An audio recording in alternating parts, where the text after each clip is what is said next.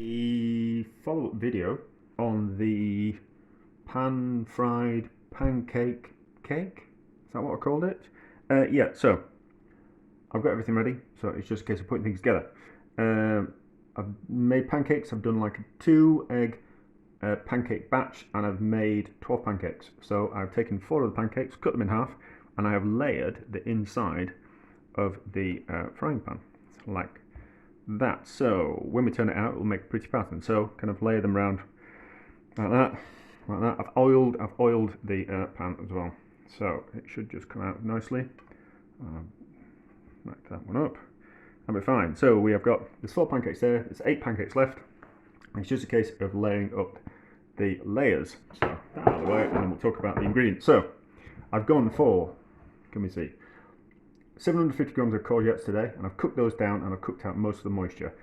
250 grams of onions, I've done the same, cooked the moisture out of that, and we've got 100 grams of cooked bacon, drained off the excess fat from the bacon because we don't want that in, and that's what I've used on the outside of the pan, so it'll be nice and crispy. I've gone for, the other recipe was 150 grams of the Greek salad type cheese, but that's what I had 150 grams. I didn't want to break into another packet to get another 50 grams out. But today, I'm going to go for 200 grams bacon, therefore it's pretty straightforward.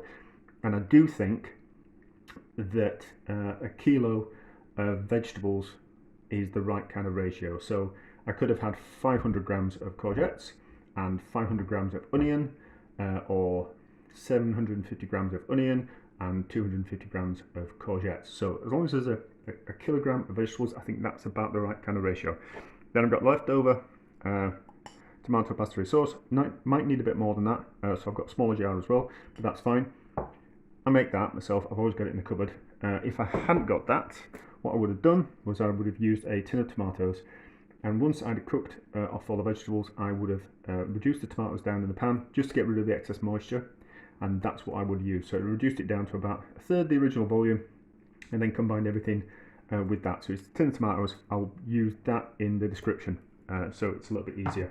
But I reckon I'll be using about the third of a volume of a tin of the tomato sauce, which I've got. So there's no point in me opening a tin. I've got that in the fridge. That's my reasoning. So that there, I need to break up the cheese.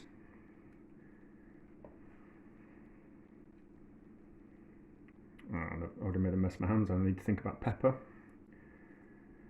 I'm making a mess of my utensils. But we'll give it a stir. I'll wash my hands. We'll give it a pepper. We'll do a couple of layers, and then I'll stop the video. You don't need to see me making it, as long as you get the idea of what I'm doing. So I reckon you'll probably have 6 layers, so we need to divide the mixture into 6. And then I've made too many. Yeah, like 6. Yeah, I've made too many pancakes, but that doesn't matter. So that off there, so that's all combined. Quick clean my hands so I don't make a mess of the pepper mill. If I can find the pepper mill, and it's there. So pepper, which needs filling up again.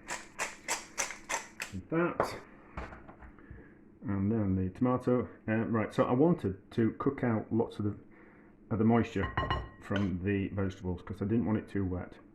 It's not like pasta. If I was making this with pasta, you've kind of got to have a moisture in the filling to cook the dried pasta. It's not dried pasta, it's pancakes that's already cooked, so it doesn't need to be wet. Now we're fine with that amount. It's a good amount of tomato. It's about a third of a reduced tin of tomatoes. Then, as always,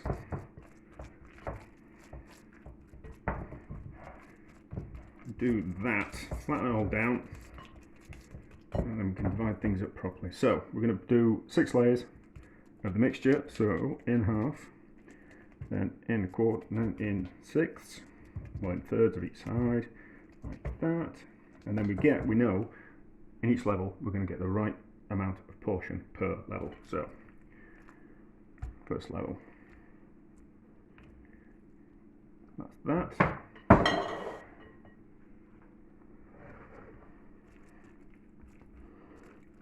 Spread it out. Let's use fingers.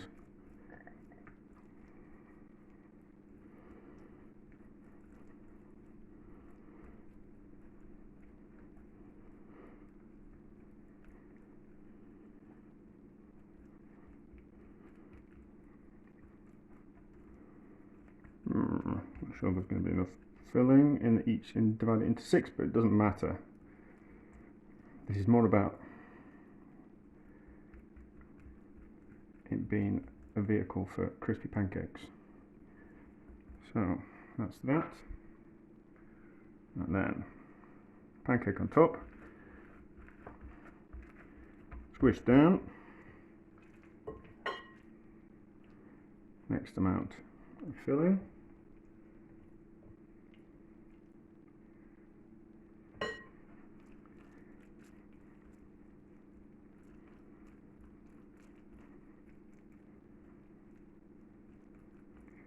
All the ingredients are seasoned already, so the bacon was kind of quite salty. I'd seasoned the courgettes and I'd seasoned the onions, so we know that everything's going to be seasoned okay. It just needed a little bit of pepper.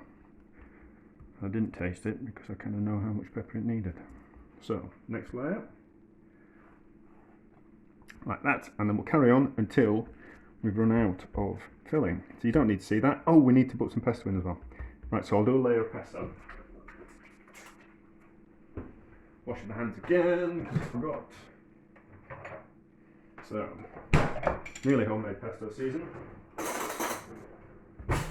So, I can't believe it's lasted in the fridge for a year. So 2 teaspoons of the homemade wild garlic pesto. Oops. Spread that over. It worked really well in this, but normal pesto will be fine. It just gave it like a nice oily garlicky flavour and a little bit of cheese in it. It was lovely. But I'll make some more. It's coming through at the moment. Here's the wild garlic, so we'll go out and pick some and we'll make some more. So that was that, and then we put a pancake on top of that, and then we carried on with the layers. 2 teaspoons of the pesto is fine. No more than that. It can kind of take over the flavour of things. So that was fine. So then we'll carry on with the layers and the cheese, the mixture and the pancakes, and we'll layer it up, and we'll come back when all the mixture's gone and we're ready to finish off. You don't need to see that, it's a bit boring. Right, so we've done all the layers. Pancake on top, as you can see, layer there, pancake top, giving it a squish down, and then I've got a spare pancake. So I'm thinking what we'll do is we'll fold in these edges like that, and then we'll put a pancake on top, and then that will weigh those edges down so they won't want to flip back up. I'm not going to put a lid on this time because I think it affected. Oh, that's kind of quite pretty, isn't it? That's a shame.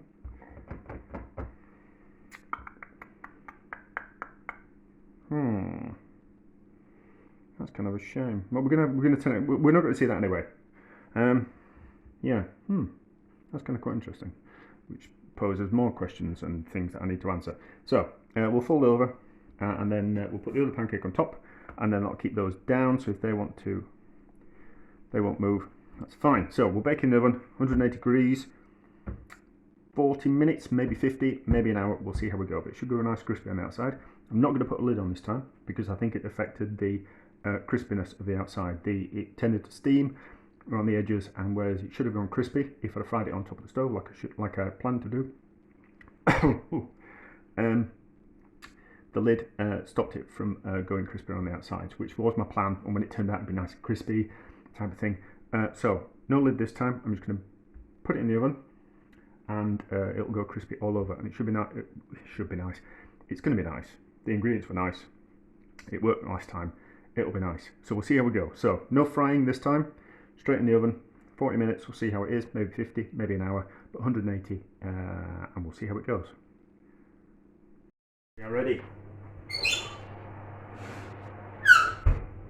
squeaky oven door. So, oven off. I stuck a knife in it, so I know it's hot all the way through. It's gone crispy on top, so it should be crispy underneath. So, I need to put the board on the top of that, and then we need to turn it over. I'll do it off camera because there isn't enough room to flip over. So, that there. Click the board, put it on top. Finish that pancake. Doesn't really matter. Cloth underneath because the pan will be hot. Flip over. I'm not bothered about making a mess of my board today, so it should just pop out. So we'll have a look. It's still not that crispy. I thought it would have been crispier. Probably need to put it back in the oven to crisp up properly. We can do better. We can always do better. So a little bit crispy. Probably would. It probably needs a. I've got a pizza plate that's got lots of holes in it. It probably would have been better made on something like that, so the heat can penetrate from the bottom. I did have a. Oh, I've got a cloth. Just to wipe that off. Still reckon 4 portions if you're just having it by itself. 6 portions if you're going to have it with a salad or something like that. Make a better job of cutting through this time. And then we'll move the camera. And then we'll have a look. The pattern's not just as pretty as I thought it would be. Oh, I know why that is. But that's okay. That's alright. But not enough that it's kind of worth doing, if I'm honest. So. Carve through that, and then we'll move the camera and we'll have a look. But the top stroke bottom's nice and crispy, so there we go. We'll move the camera, we'll have a look, we'll see how we go. Now, at the risk of making a fool of myself, I better just check that we've got all the way through. That's gone through all that. Oops. And then let's have a look. Ooh. Looks better with the veg in. Doesn't that look good? That looks delicious, and it's going to be. So, it doesn't, you need to, when you're frying off the veg, you need to get rid of the most of the moisture out of the veg, because it looks nice and juicy, does that. But however, if there'd been any more liquid in the vegetables, it would have been a little bit soft, a little bit too soft. So you need to cook out the veg as much as possible. To get rid of that moisture, because there's going to be enough moisture in the sauce and in the cheese. So that's going to be delicious, is that? I don't need to eat it, do I, on camera? No. But yeah, I think there's even more scope with this, and I'll have another go at another stage. So I'm cooking it in an old frying pan that I've taken the lid off, the handle off. But I think you could cook it in other things as well. Certainly you need to turn it out of something, so I think there's plenty of scope for cooking lots of things, but I think that's really nice as that. I think someone must have done something like this before. They must have. I can't be the person who's invented something like that. But yeah, that's nice, and I'm suitably impressed with myself. I don't think you need to use the Greek style feta cheese. I think you could use some kind of nice melting cheese that you liked. I think like a grated mozzarella, rather than the fresh stuff. Like grated mozzarella would work really kind of well. As long as it was a melting cheese, I think that would be really nice as well. Or even a hardy cheese, like pecorino or parmesan, would be fine as well. Yeah, a success. I'm going to enjoy eating that, and hopefully I won't eat it all this time, and I'll have some leftovers tomorrow. But yeah, there we go. What's it going to be called? Can't call it a fried pancake, unfortunately. So it's I still want to call it that though, but it's a pancake cake ish. There you go, delicious.